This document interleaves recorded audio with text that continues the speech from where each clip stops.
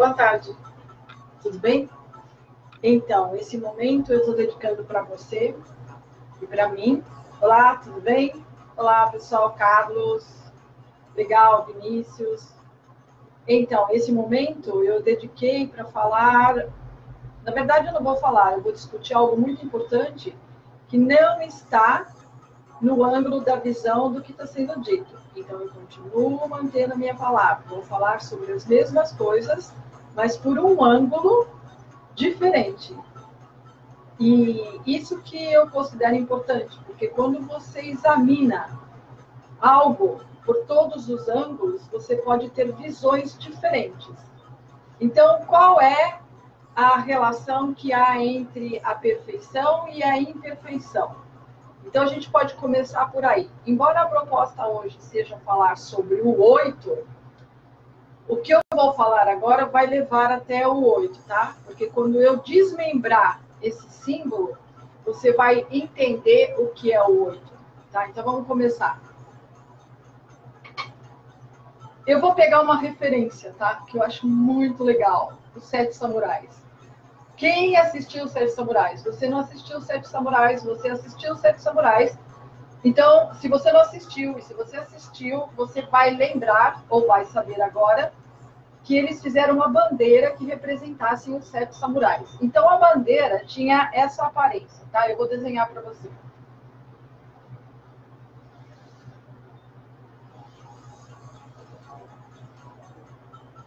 Tá dando para ver? Tá, né? Vou afirmar um pouco mais.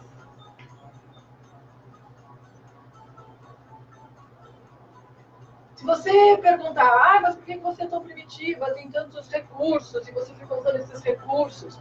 Na verdade, todo o meu trabalho é artístico. Então, a arte, ela é uma expressão de um sentimento, de um pensamento, através de um pincel, através de uma escultura, através de uma música. Então, é arte. E eu considero o que eu estou fazendo uma revelação artística, porque arte é conhecimento, que se expressa através da pintura, através da música, através da escultura. Tem várias formas desse conhecimento se manifestar. Então, o artista em si, ele é mais, né, artista, né, quanto melhor for a expressão da sua técnica. E isso já é uma discussão por si só, já muito ampla. Então, vamos voltar aqui, tá? Então, você vê que eu estou usando um cavalete de pintura. E estou usando um quadro negro como se fosse uma tela. Porque, nesse momento, a tela vazia vai expressar a arte do artista. Então, é um cavalete para pintura. Não é um quadro negro onde eu vou, através da didática, passar o maior número de informação no menor intervalo de tempo. Então, didática é isso, ajudar você, no menor intervalo de tempo, absorver a maior quantidade de informação. Isso não significa que haja simultaneamente a assimilação de toda essa informação, haja compreensão e consciência do que você está adquirindo através da didática. Então, isso é muito complicado. Então, no Japão, hoje eles mudaram um pouco esse conceito. Eles não estão buscando mais, pelo menos é a informação que eu tenho, pode ser que tenha mudado, ok? Então, mas pelo que eles observaram, os alunos que tiram notas muito altas não são alunos criativos, não são alunos que desenvolvem o conhecimento. Ao passo que os alunos que têm dificuldade, que não têm as melhores notas, esses sim têm capacidade de pegar um e transformar em 10 mil. Ele tem capacidade de criar em cima, desenvolver um processo. E dentro de uma empresa, dentro de sei lá o que for, é fundamental essa parte, né, de desenvolvimento criativo, seja lá de que forma você está se expressando nesse mundo. Então, a medicina é uma forma de expressão. A arte é outra forma de expressão. Uma empresa, por exemplo, ela precisa de um desenvolvedor com muita habilidade para poder fazer com que a empresa tenha sucesso.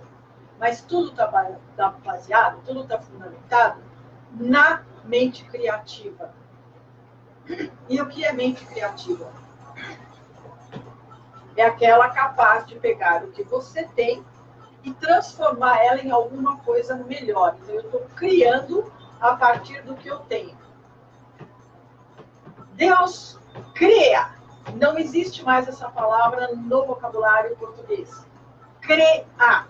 Mas Deus é um criador. Por quê? Porque ele do nada faz acontecer e aparecer e surgir alguma coisa. Então ele cria. Agora o homem é um criador. Por quê? Porque ele pega o que foi criado por Deus e cria outras coisas a partir do que já existe. Mas o homem não cria nada. Ele só cria. Olha quanta coisa a gente já falou nesses poucos minutos que a gente está nesse nosso encontro e nosso momento. Então vamos voltar para a bandeira dos 7 samurais. Então, o líder dos 7 samurais fez uma bandeira que representasse os 7 samurais. E a bandeira é assim, ó.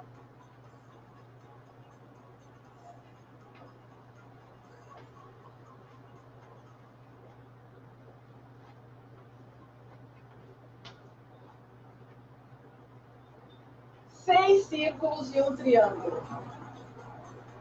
E aí você para e fala, nossa, mas por que a bandeira dos samurais, dos 7 samurais, são 6 círculos e um triângulo? Então, se você entender o que é um círculo, se você entender o que é um triângulo, se você entender o que é um samurai, você vai saber o que eles representaram nessa bandeira dos 7 samurais. Guardou isso? Guardou essa ideia da bandeira dos 7 samurais? 6 círculos e um triângulo, tá?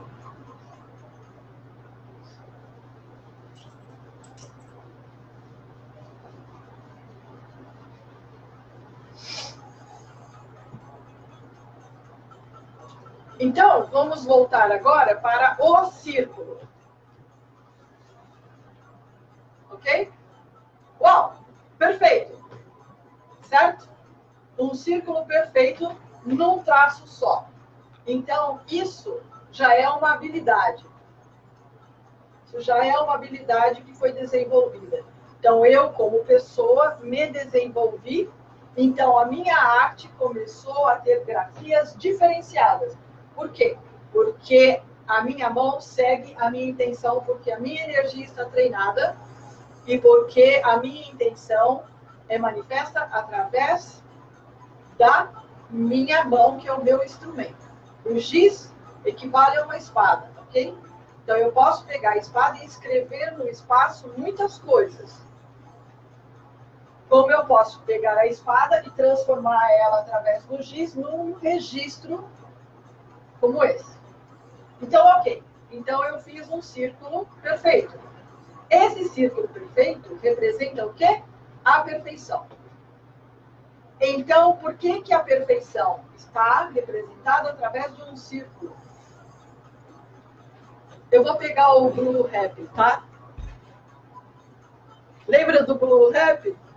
Ah, vai, você tem que lembrar do Blue Rap. Olha que simpático que ele é, ó. Tá vendo? Ele é muito fofinho. Blue Rap. Então, o Blue Rap, se você tirar o sorrisinho dele, você vai ver que ele é uma esfera. E essa esfera, não importa de que lado você olhe para ela, ó, não importa que lado você olhe para ela muda? Ela não muda. A esfera não muda. Não importa o ângulo que você esteja focando, visualizando, ela é sempre igual. Ela não muda a aparência. Então, a esfera é o símbolo da perfeição. Então, quando você é perfeito, você, não importa em que ângulo você é observado, você é igual. Como que isso representa na realidade humana?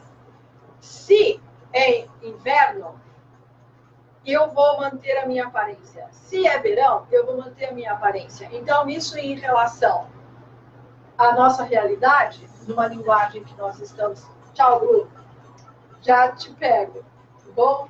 Ele é muito fofo. Ô, calma aí. Então, o que significa ser perfeito? É não mudar de acordo com o ângulo. Esse ângulo pode ser colocado como uma representação das 4 estações do ano. A natureza, nas 4 estações do ano, ela muda a aparência. Então, no Na primavera é toda cheia de flor, radiante, a natureza toda floresce, nascem novos seres, novos pássaros. Então, a primavera é o momento de renascer. Muito bem. Aí, depois da primavera, quando já está tudo florescido, que já nasceu todos os filhotes que tinham que viver nesse mundo, aí começa o processo de maturidade, de amadurecimento. Então, as flores se transformam em frutos, os animais e os pássaros já estão adultos, então aí começa um outro processo, um outro momento da natureza. Quando chega o outono, isso atingiu o máximo, então começa o recolhimento. Então acabam-se os frutos, as flores também não tem mais, e aí vem o inverno. O inverno é aquele momento do recolhimento. Nos países que tem neve, esse recolhimento é muito intenso. Como a gente vive num país tropical, a gente não percebe muito, né, o que significa o recolhimento, porque a gente fica meio que no frio, mas com calor, porque a gente não chega a ter neve. Mas os países que convivem com a neve sabem o que significa o recolhimento profundo, onde é o momento de recolher a energia, né, no processo de hibernação, para depois, quando vir a primavera, quer dizer, o novo ciclo começa, aquela energia que estava no processo de armazenamento, né, recolhida, então ela eclode e gera, num intervalo muito pequeno de tempo, toda uma natureza. Ela devolve para a natureza aquilo que estava reprimido, no sentido de recolhido nas raízes. Então, olha só o que nós estamos conversando e a profundidade de tudo isso. Muito bem. Então, vamos lá. Então, a gente está falando que círculo, a esfera é o símbolo da perfeição. Então, a perfeição é representada pelo círculo, tá? Então, se você entende que círculo representa a perfeição, então você já começou a entender a bandeira dos 7 samurais, que eram 6 círculos. Então, um samurai, para ser samurai, ele tem que ser perfeito. Por isso foi representado por círculos. E o que é ser um samurai perfeito? Num outro Ichie, num próximo encontro, num momento real, nós vamos falar sobre a perfeição do samurai. Pelo meu caminho de samurai. Pela minha via samurai, que eu trilhei, que é o Shinto-ryu Iaido, que é o estilo da via dos deuses. Iaido. Muito bem. Shinto-ryu Iaido é o estilo de Ai que eu sigo. É o meu caminho de Iaido. Muito bem. Então, entendeu o círculo? Tá, então o círculo representa o perfeito. Porque não importa a estação do ano, ele não muda. Na natureza, isso é representado pelo bambu. Por isso o bambu ele tem uma nota diferente na Ásia. Porque o bambu não importa se é janeiro, se é primavera, verão, outono, inverno. Ele está sempre igual, ele não muda a cor, ele não muda a aparência, ele é igual. Então, o coração humano tem que ser assim, igual ao bambu. Não importa se você está bem sucedido ou mal sucedido, não importa se as coisas estão dando certo ou se estão dando errado. Não importa, você tem que manter o seu coração original, o seu coração divino, amoroso da compaixão. O estado de alegria e felicidade diante de qualquer ocorrência, diante de qualquer situação. Então, esse é o caráter verdadeiro do homem, filho de Deus, né? Por quê? Porque o homem é o foco de Deus. Então, Deus emite o raio e se materializa aqui nesse mundo através da forma humana. Mas, quando você consegue fazer essa conexão, se ligar e refletir aqui nesse mundo, o que você recebe do céu, o que você recebe da origem, então você cumpriu o propósito.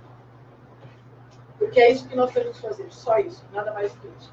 Então, o círculo representa a perfeição, certo? Certo.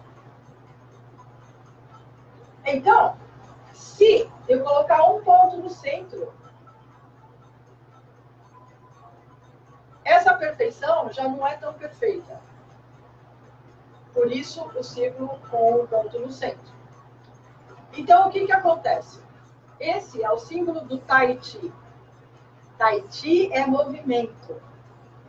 Quando a gente vê esse símbolo das gotas, né, que é aqui, ó, das gotas, na verdade, é a manifestação do Tai Chi já nesse mundo que é representado pelo negativo e pelo positivo, que é Yang e Yin. Mas Tai Chi é só o círculo com o ponto no centro, que é o início do movimento. Ou seja, perfeição é aquele momento que você tem tudo que você quer, tudo exatamente como você gosta, tudo que você precisa você tem. Então, isso te gera um estado de satisfação.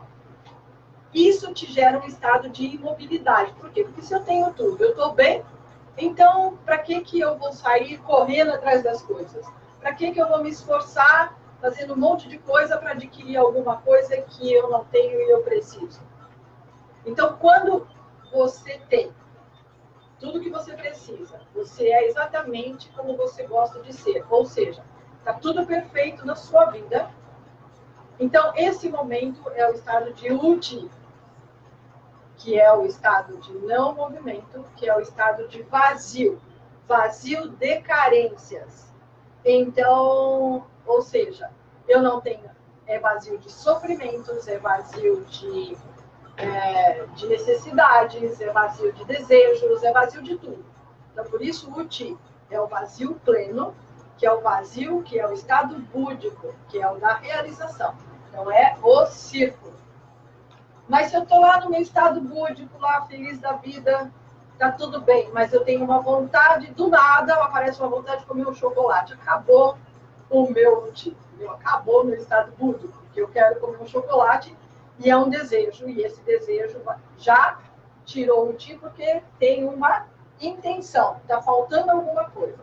Essa falta de alguma coisa vai me levar a uma ação, porque eu vou sair do meu estado, né, de estabilidade, de realização, e vou atrás do chocolate. Então, quando eu faço isso, eu saio da minha poltrona confortável da minha casa e vou até o raio que o parta, sei lá onde é que tem o raio do chocolate, eu vou. Porque eu preciso de chocolate. Então, eu gerei uma ação e eu criei o Yang. Fui. Aí cheguei lá, peguei o chocolate, me fartei e fiquei feliz da vida. Nossa, me entupi de chocolate, estou muito pobre de chocolate, estou muito satisfeita. Ah, eu vou ficar lá? Você fica lá na confeitaria, na loja, na padaria? Você fica? Não fica. Depois que você encontrou o que você queria, depois que você realizou o seu desejo, a sua ação seguinte é voltar para o seu sofá. Então você gerou o win. E você volta para o seu conforto, você volta para a sua origem, você volta para a sua casa. Então, nisso, eu tenho aquele símbolo dos dois peixes. Porque eu gerei as duas forças que geram o movimento. Então, a partir do momento que eu saí, eu já estou voltando. A raiz do Yang já tem um Yin. A raiz do Yin já está no Yang. E isso gera um ciclo que fica subindo e descendo. Então, também pode ser chamado de roda de samsara. Ora em cima, ora embaixo. Ora em cima, ora embaixo. Então, é o jogo das alternâncias. Então, hoje eu tenho, e aí eu perco e fico sem nada. Mas qual é a transformação seguinte do sem nada? É começar a subir e chegar no auge. E aí, uma vez no auge, qual é o movimento seguinte? Descer. Então, se eu estou saudável, eu posso ficar doente. Mas se eu estou doente, eu posso voltar a ficar saudável. E do saudável, é assim que funciona o mundo, a realidade que nós vivemos. Ok? Tahiti é vida, e vida é movimento. E movimento é alternância. Então, qual é o Tahiti do copo? Tahiti do copo, o movimento do copo, a vida do copo é ficar cheio e vazio. Então, se ele está cheio, ele vai esvaziar. E se ele está vazio, só pode ser preenchido por alguma coisa. E assim é o ciclo do copo enquanto ele for copo. Essa é a realidade dele, essa é o Tahiti dele. E qual é o Tahiti do homem? Entenda homem e mulher, tá? Muito bem, então entendeu isso? Muito bem. Então agora vamos para o 8, que é o propósito desse nosso momento, tá? O que é o 8? Então, o que a gente viu? Nós vimos que a perfeição é um círculo. Certo? Então, aqui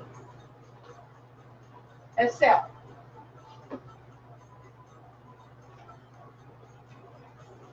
A Terra, eu também vou representar por um círculo.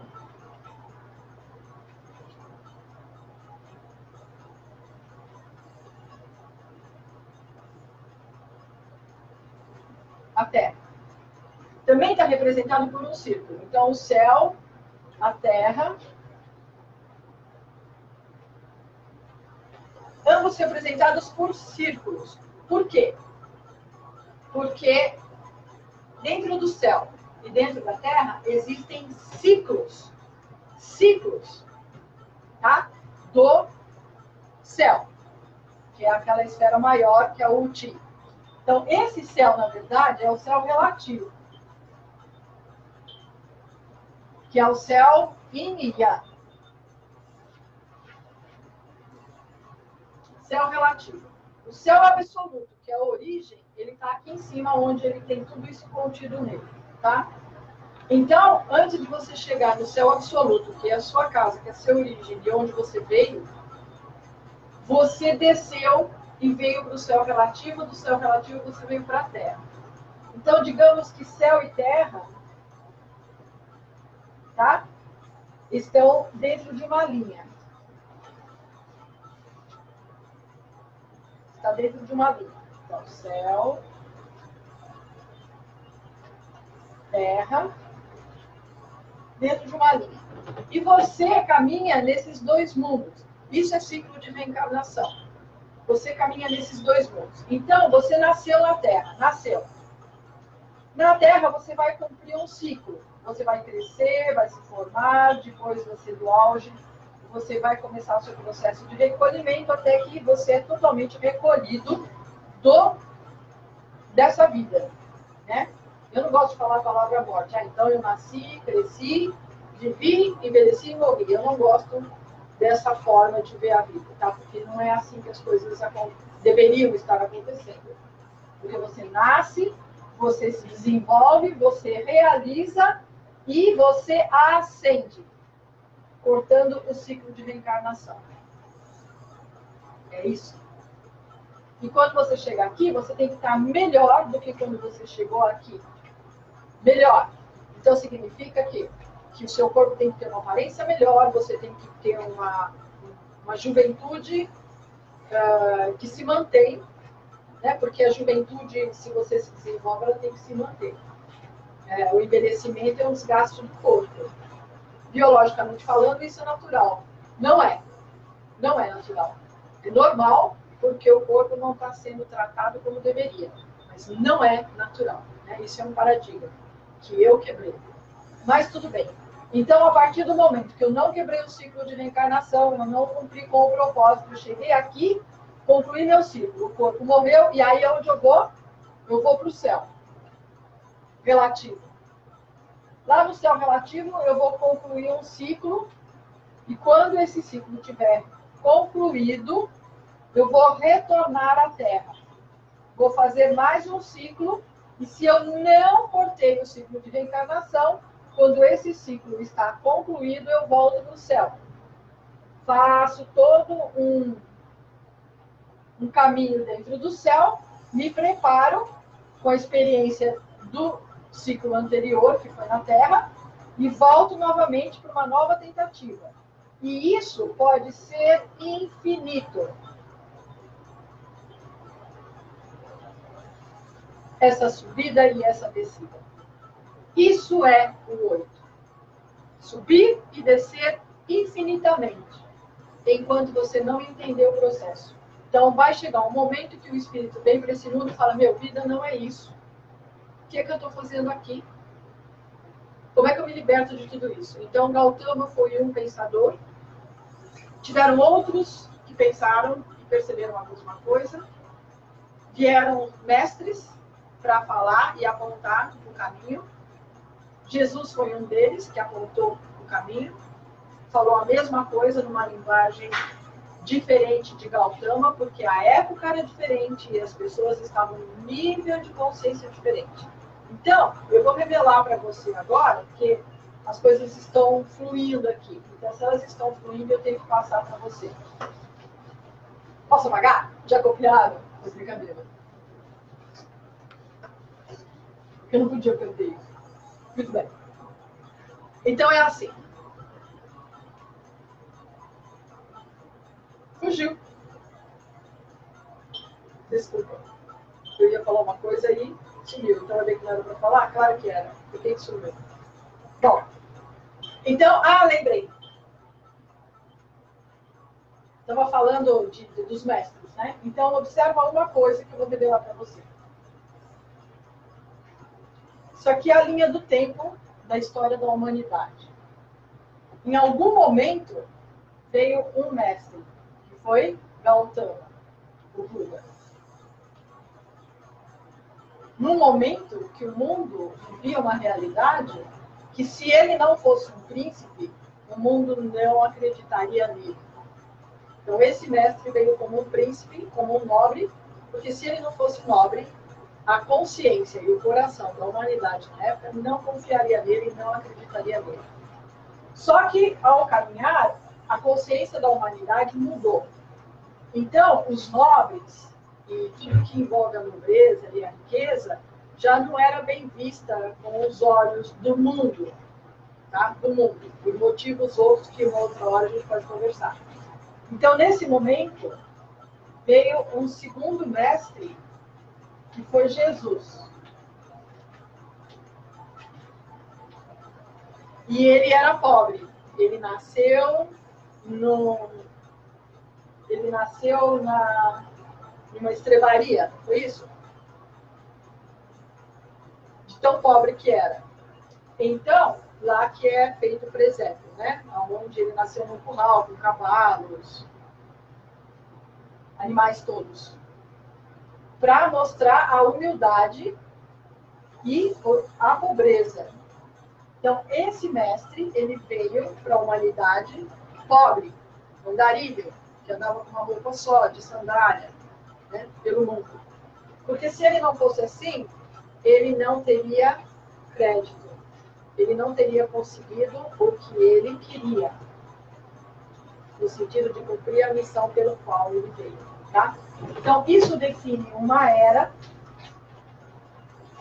E isso define outra era. Hoje, nós estamos vivendo uma terceira era. E o mestre daqui eu não vou falar. Tá bom? Mas entenda que nós tivemos os mestres. Antes dos mestres, na linha do tempo, nós tivemos os disciplinadores, que foram os educadores. Então, quem foram os educadores e os disciplinadores? Confúcio, Moisés, foram os disciplinadores. Então, eles vieram para dizer qual é a conduta correta do homem nessa realidade humana da Terra. Então, olha que interessante, presta atenção. Então, um período foram para disciplinadores. Um período foram para os mestres. E o terceiro período é a pós-formatura. Porque se você já tem a conduta moral, social correta, se você já conhece o propósito e por que você está aqui, o que você tem que fazer, Então agora é a hora do tal, que é a realização. Então, ó, mais um pouco, porque a coisa está ficando forte, tá? Então, quando você estava na era 1 e 2, que é a era de Gautama e de Jesus, o homem saía da sociedade para encontrar Deus. Então, isso era representado por um caminho reto. Quando os disciplinadores vieram para dizer como lidar com o Taiti, com a roda de Samsara, que é o Yin e o Yang, como se relacionar em sociedade, porque o homem é um ser social, então ele tem que ter normas, regras e leis que devem ser respeitadas para que você possa viver civilizadamente, porque o homem ele tem que ser civilizado. Então Confúcio disse: por que o homem não pode respeitar as leis e as normas? Porque é civilizado. Porque ele só respeita as normas e as leis porque ele teme um castigo ou uma multa. Quando ele deveria estar respeitando, porque ele é civilizado e sabe que esse respeito é fundamental para que a sociedade viva em harmonia e seja uma sociedade próspera, forte e que, dentro do propósito, ela se cumpra. Tá? Mas, enquanto disciplinadores, o homem vivia numa realidade yin e yang, que é a roda de Sansara. Então, era representada por uma linha sinuosa. Então, o homem que vivia a sociedade, ele hora tinha, hora não tinha, hora podia, hora não podia, hora era, hora não era. Então, é representado por uma linha sinuosa. O homem espiritualizado, já que falava, não, vida não é isso, ele já buscava uma linha reta para Deus. Então, ele saía da linha sinuosa e fazia uma linha reta. Então, essa sinuosidade de ter ou não ter, ser ou não ser, já não faz mais parte da realidade de um homem que está buscando a sua ascensão, a sua libertação, a sua realização. Que seriam os monges, os padres, né? Cada ordem tem os seus seguidores recolhidos. Linha reta. Mas quando entra o tal, qual é a visão do tal dentro dessa realidade sinuosa e a realidade de elevação espiritual? Ele olha para isso e diz assim: esse homem não existe porque existe a sociedade. Se a sociedade toda se recolhe para cumprir o propósito, não há condições da realização e manifestação do tal na humanidade, porque ela simplesmente desaparece. Porque se ninguém quer construir família, se ninguém quer construir uma sociedade, para que possa se viver bem, para que possa, né, gerar descendentes, para que possa haver reencarnações, onde as reencarnações podem cumprir com o propósito de cortar o ciclo de reencarnação. Se a sociedade desaparece, o desenvolvimento espiritual também desaparece. Então, a sociedade é importante. Por outro lado, não é justo que poucos cumpram com o propósito às custas da maioria, que perde a oportunidade para sustentar, manter a possibilidade de uma minoria. Então, isso é uma visão de tal. Então, quando tal observa isso, né, quando a visão de Deus, né, olha, né, porque tal é caminho. Então, quando Deus olha e vê como o homem está se colocando dentro da realidade que foi criada para ele, então ele volta com o tal, e o que ele faz? Ele pega a espiritualidade e coloca dentro da realidade da vida em Ilha. E aí é representada por isso. Por esse símbolo. Então, o que significa?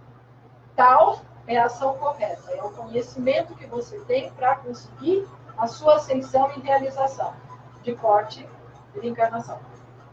Mas, esse conhecimento, essa ação correta, você tem que colocar no seu pé e andar na sua vida. no seu caminho iria dentro da sociedade. Então, esse é um desafio muito grande. Porque quando você está vivendo dentro de uma sociedade, mas buscando a ascensão espiritual, mantendo a sua verticalidade, você tem que conviver com todos os desafios, provocações e situações da humanidade como um todo, preservando a sua espiritualidade e a sua retidão.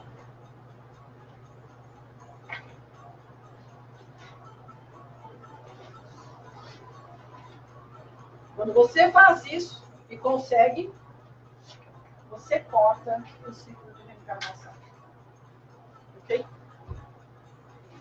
Obrigada. Obrigada mesmo. Nossa, foi muito forte. Até eu estou um pouco...